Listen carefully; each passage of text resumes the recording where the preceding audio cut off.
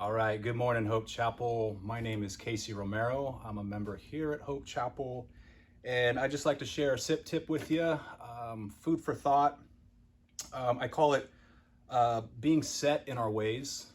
Sometimes in life, in our routines, whether we're overly busy, some of the things we experience in life, whether they're good, negative things like, where we see bad things happen to good people, where we experience failure. And I think especially when we're doing the same thing over and over again and trying to get results and not getting the results we want, we can become set in our ways. And there's that saying, you got that older gentleman, he's like, oh, he's just so set in his ways. I think we can become like that spiritually. Within our hearts is by some of the experiences we have in life, we can become cynical. And what happens is our hearts can become hardened. And when our hearts are, when we have a hard heart, we're stiff.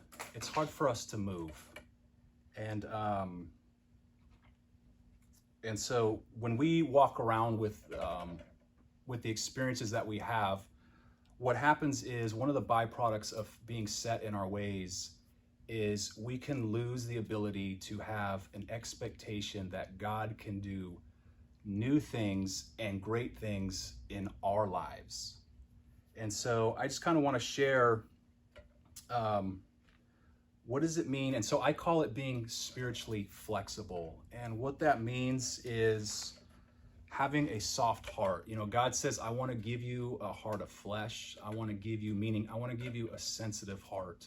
And when you have a soft heart, a sensitive heart, your heart, the attitude of your heart is flexible.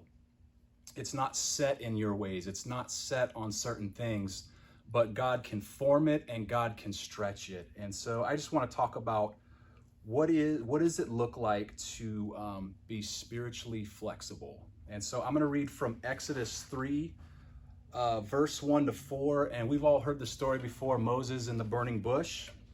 And so it says, now Moses was tending the flock of Jethro, his father-in-law, the priest of Midian. He led the flock to the far side of the wilderness and came to Horeb, the mountain of God. There the angel of the Lord appeared to him in flames of fire from within the bush. Moses saw that through the bush, and Moses saw that through the bush was on fire, but it did not burn up. So Moses thought, I will go over and see the strange sight, why the bush does not burn up. When the Lord saw that he had gone over to look, God called him from within the bush, Moses, Moses. And Moses said, here I am. And so a little background about Moses. Theologians say that when Moses had this burning bush experience, he was 80 years old. And so a little background on Moses. Moses lived to be 120 years old. The first 40 of Moses' life he was raised by Pharaoh's daughter. He was raised raised on a silver spoon. He was educated, probably had some military position. Along with that, though, he was unique because he was a Hebrew. And because he was a Hebrew, he began to notice that his brothers and his sisters were being persecuted. And so the first 40 of Moses' life, he was raised with a silver spoon in his mouth. And then he wanted to step out. I think he wanted to help his brothers. And when he did, he failed. He wound up murdering an Egyptian. And from there, Moses was on the run. And so Moses fled. And from then on, Moses spent the last 40 years of his life tending his father-in-law's sheep, basically doing the same thing over and over again. Along with doing the same thing over and over again, Moses was haunted by the failure of what he did. So God forbid Moses would ever dream of God using him. God forbid Moses would ever even ask God to do a new thing in his life. But here's what's interesting. Moses, when he was about his daily business, just doing his everyday routine, he sees this strange sight. Moses could have been, I need to get somewhere. You know, I have somewhere to be. I need to make sure the sheep, this flock, is at a certain place at a certain time. If I don't get home in time, my wife is going to bust my chops, this and that. But he stopped. And it said he stopped and he investigated it. And I think as we're in this COVID thing, and as we're in a hurry to get back to our routines, I don't believe God gave us COVID to make us better people, but I do believe God's using it. And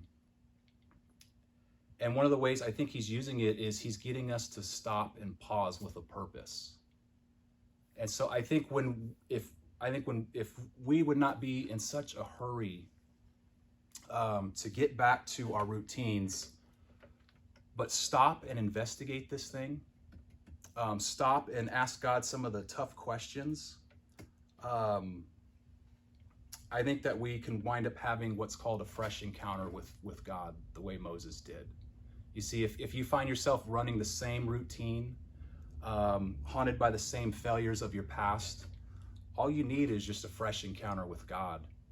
And God's always there. We serve a God of new things. It's just a matter of, are we going to be so bent on our way? Are we going to be so stuck on our ways that we don't stop and investigate sometimes some of the things that get put in our lives? And so I just want to encourage us as a church that we will be getting back to our routines.